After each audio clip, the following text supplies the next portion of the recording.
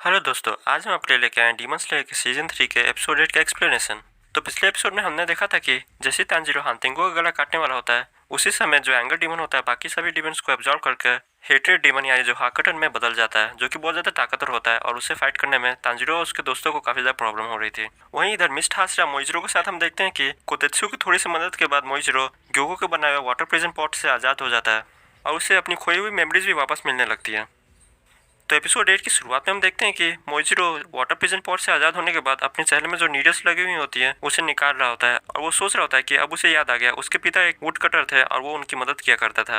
वहीं इसके बाद वो कोतेत्सु की मदद करता है और कोतेत्सु पर हमला करने वाले फिश डिमन को एक ही स्लैश में मार देता है। वहीं इसके बाद मोइजिरो सोच रहा होता है कि उसके लंग्स में अभी भी पानी भरा हुआ है, इसकी वजह से उसके लंग्स काफी ज्यादा दर्द कर रहे हैं। वहीं आगे हम मोइजिरो का एक फ्लैशबैक देखते हैं जिसमें हम देखते हैं कि मोइजिरो की मदर को कोल्ड हो गया था और वो इलाज न होने की वजह से ब्रोंकाइटिस में बदल गया था और इसी की वजह से उसकी डेथ हो गई। वहीं मोइचिरो के फादर जब तूफान के समय में अपनी वाइफ के लिए मेडिसिन ढूंढने जा रहे थे, उसी समय वो एक पहाड़ी से गिर के मर गए और मोइचिरो अपने ट्विन भाई जो कि उससे थोड़ा सा बड़ा था उसके साथ अकेला रह गया और वो दोनों भाई अकेले ही अपना गुजारा कर रहे थे। वहीं जहाँ मोइचिरो अपने फादर की बात पर विश्वास करता था और सोचता था कि अगर वो किसी और की मदद करेगा तो सामने वाला भी मौका पड़ने पर उसकी मदद जरूर करेगा। वहीं उसके बड़े भाई को इन सब चीज़ों में विश्वास नहीं था और वो सोचता था कि उनके फादर की मौत इन्हीं सभी आइडियाज़ की वजह से हुई है। उसका मानना था कि उसकी मदर की जान ऐसे भी नहीं बच सकती थी और अगर उसके फादर उन्हें अकेला छोड़कर तूफान के समय में जड़ी बूटियाँ नहीं लेने जाते तो वो भी जिंदा होता और उन दोनों भाइयों को इस तरह से अनाथ की ज़िंदगी नहीं बितानी पड़ती। और मोइचिरो आगे सोचता है कि वो अपनी मेमोरीज खोने के बाद बिल्कुल अपने बड़े भाई की तरह बन गया था। वो इधर हम देखते हैं कि वो दोनों भाई इसी तरह से अपना गुजारा कर रहे थे। तभी एक दिन ओबियासिकी की वाइफ उनके पास आती है और उन्हें बताती है कि वो दोनों एंशिएंट समुराई के वंशज हैं और इसीलिए वो उन्हें डीमन स्लेयर कॉर्प्स में ज्वाइन करने का ऑफर देने आई थी। वहीं जहाँ मोइचिरो इस बात से बहुत ज़्यादा एक्साइटेड होता है, लेकिन जो उसका बड़ा भाई ओइचिरो होता है वो उस लेडी को बहुत बुरी तरह से बेइज्जत करके वहाँ से भगा देता है।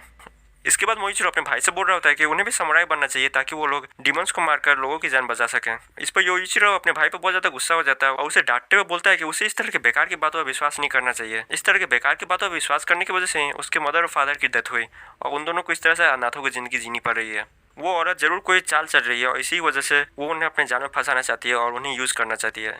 और अगर मोइचिरो ने दोबारा ऐसी बात की तो उसके लिए ठीक नहीं होगा और अब जाके वो चुपचाप उसके खाना बनाने में मदद करे। वहीं आगे हम देखते हैं कुछ दिन के बाद दोनों भाइयों में बातचीत काफ़ी कम हो गई थी, लेकिन जो बियासिकी की वाइफ होती है वो हमेशा उन दोनों के भाइयों का हालचाल जानने के लिए आया करती थी, लेकिन योइचिरो बार बार उन्हें भगा दिया करता था। वहीं इसी बीच एक गर्म रात को जब वो दोनों भाई अपने दरवाजा खोल के सो रहे थे तभी एक डीमन उनके घर में आ जाता है और उनके ऊपर हमला कर देता है। वहीं अपने भाई को बचाते समय योइचिरो का एक हाथ कट जाता है। वहीं वो डीमन उन दोनों भाइयों से बोल रहा था कि वो सिर्फ कुछ गरीब वुड कटर्स हैं, उनकी लाइफ की कोई वैल्यू नहीं है, इसलिए कोई फर्क नहीं पड़ता है कि वो जिए या फिर मरे।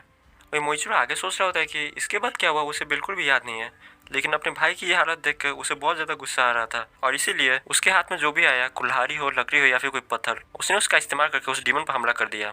और जब उसे होश आया तब सुबह हो चुकी थी और उस डीमन की बॉडी बहुत बुरी तरह से जख्मी थी कुल्हाड़ी और पत्थरों से और वो सनलाइट पड़ते ही उसकी बॉडी अपने आप वेपराइज होने लगी थी।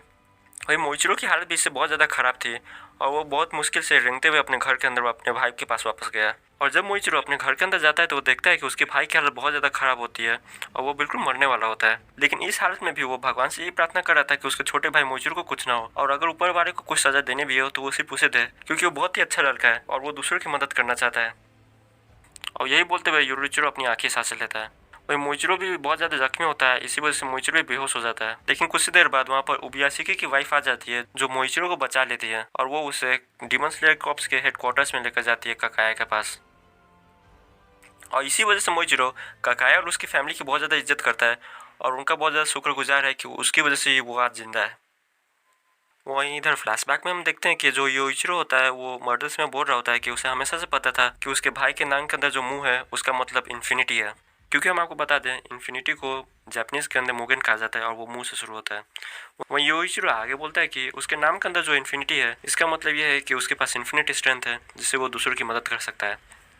वहीं इधर प्रेजेंटर में हम देखते हैं कि मोइचिरो को भी अपनी सारी पुरानी यादें याद आ जाती है और वो ग्योको से लड़ने के लिए तैयार हो जाता है और इसी के साथ उसका डीमन स्लेयर मार्क भी अवेकन हो जाता है। वहीं इधर हम देखते हैं कि ग्योको ने हागानेजुका की एक आंख भी निकाल ली होती है, लेकिन इसके बाद भी हागानेजुका तांजीरो के स्वॉर्ड को शार्प करने में लगा हुआ होता है। यह देख के ग्योको बहुत ज़्यादा गुस्सा होता है और बहुत ज़्यादा चिढ़ा हुआ होता है उसके ऊपर, लेकिन तभी पीछे से आके मोइचिरो ग्योको के ऊपर एक हमला कर देता है, लेकिन ग्योको अपने पॉट के अंदर छुप के मोइचिरो के अटैक से बच जाता है। वहीं मोइचिरो को देख के ग्योको काफ़ी ज़्यादा सरप्राइज होता है और सोच रहा होता है कि आखिरकार ये लड़का उसके प्रिजन पॉट से निकल कैसे गया।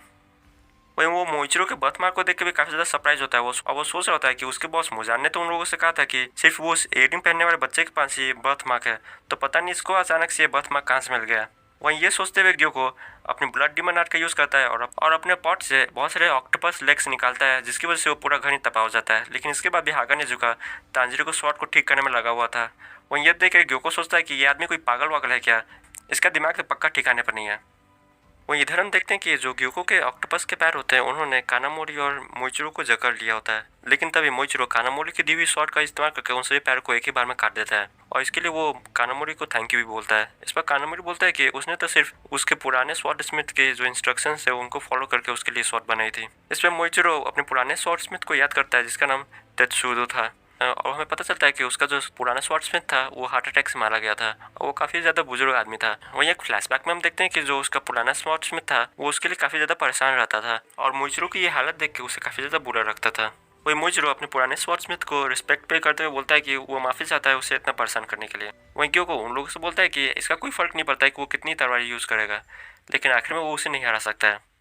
लेकिन तभी मोइचिरो अपने मिस्ट ब्रीदिंग के fifth form sea of clouded mist का यूज़ करता है और वो ग्योको के सभी ऑक्टोपस लेग्स को एक ही झटके में काट देता है और ग्योको के ऊपर भी एक जोरदार अटैक करता है। लेकिन ग्योको इस बार भी अपने पॉट के अंदर घुस के उसके अटैक से बच जाता है और एक पेड़ के ऊपर चला जाता है। वहीं तभी मोइचिरो ग्योको की तरफ देख के बोलता है कि लगता है इतने समय तक जिंदा रहने के बाद उसके सेंसेस भी काफी ज्यादा डल हो चुके हैं। वहीं तभी हम देखते हैं कि मोइचिरो के पिछले अटैक की वजह से ग्योको का गला कट गया होता है। वहीं मोइचिरो आगे बोलता है कि लेकिन अगली बार वो मिस नहीं करेगा और वो उसके इस बेकार के पॉट गेम को जल्दी खत्म करेगा। वहीं ग्योको ये सब देख के बहुत ज्यादा गुस्सा हो रहा होता है मोइचिरो के ऊपर।